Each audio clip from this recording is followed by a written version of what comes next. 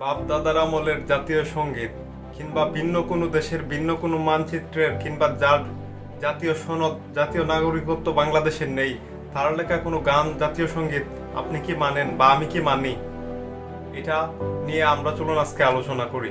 প্রথমত আমরা যদি ভারতের দিকে লক্ষ্য করি, ভারতের যে বর্তমান জাতীয় সঙ্গীত রয়েছে সেটা যদি আমরা শুনি, সেই জাতীয় সঙ্গীতে তাদের ধর্ম, তাদের বর্ণ এবং তাদের জাতিগত যে ধর্মাচার, তাদের হিন্দু ধর্মাবলম্বীদের কিন্তু বিভিন্ন কথাবার্তা জাতীয় সঙ্গীতে রয়েছে। পরক্ষণে যদি আমরা পাকিস্তানের দিকে যাই তাহলে তারা মুসলমান হিসেবে তাদের জাতীয় সঙ্গীত ইসলামিক মাইন্ডের একটা জাতীয় সঙ্গীত, তারা এটা তাদের দেশে সেট করে রেখেছে।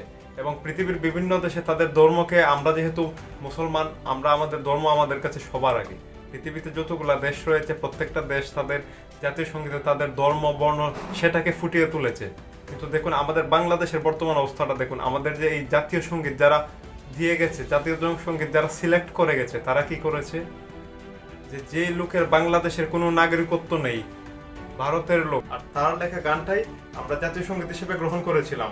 কিন্তু আমাদের জাতীয় কবি কাজী নজরুল ইসলাম যে গানটা লিখেছিলেন চল চল চল, এটা কিন্তু তখন সিলেক্ট হয় নাই। আপনারা লক্ষ্য করলে দেখবেন এটা যারা সিলেক্ট করেছিল তারা ছিল ইন্ডিয়াপন্থী, এজন্যই তারা এটাকে সিলেক্ট করে। কিন্তু আমার সোনার বাংলা আমি তোমায় ভালোবাসি এর চেয়ে অনেক ভালো ভালো জাতীয় সঙ্গীত বাংলাদেশের রক্ষে। যেমন আমরা যেমন মুসলমান, আমাদের ধর্মটা সবার আগে আমাদের কাছে। আমরা যদি আমাদের ধর্মটাকে প্রমোট করি আমাদের জাতীয় সঙ্গীতে, তাহলে অনেকে এটাকে মৌলবাদী বলতে পারে, কিন্তু দুই চারটা ছুয়ারের বাচ্চা থাকবেই, তারা বলবেই, তাতে আমাদের কিছু যায় আসে না।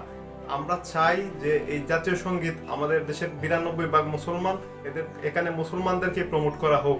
আমরা চাই এটা পরিবর্তন করা হোক এবং দেশের জ্ঞানী গুণীজন এটাকে সিলেক্ট করবেন এবং বাছাই করবেন। আমি কোনোভাবে ব্যক্তিগতভাবে কোনো জাতীয় সঙ্গীতকে সিলেক্ট করে বলছি না। দেখুন পৃথিবীর প্রত্যেকটা দেশ তাদের নিজের ধর্ম বর্ণকে জাতীয় সঙ্গীত হিসেবে প্রমোট করে আসে, কিন্তু আমরা একটা ভিন্ন দেশের ভিন্ন জাতির একজন লেখকের গান আমরা এটাকে প্রমোট করে আসছি। তো অনেকে বলতে পারেন যে জাতীয় সঙ্গীত কি পরিবর্তন করা যায় আদৌ? কেন করা যাবে না? এটা কি কোরআনের আয়াত যা আল্লাহ প্রদত্ত? এটা একবারে এসেছে আর পরিবর্তন করা যাবে না? অবশ্যই পরিবর্তন করা যায়। আমাদের পার্শ্ববর্তী দেশ নেপাল, তারা কিন্তু জাতীয় সঙ্গীত পরিবর্তন করেছে।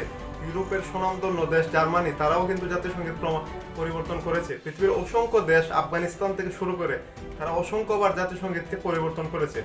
তাহলে আমরাও পরিবর্তন করতে পারবো, আমরা কেন পারবো না?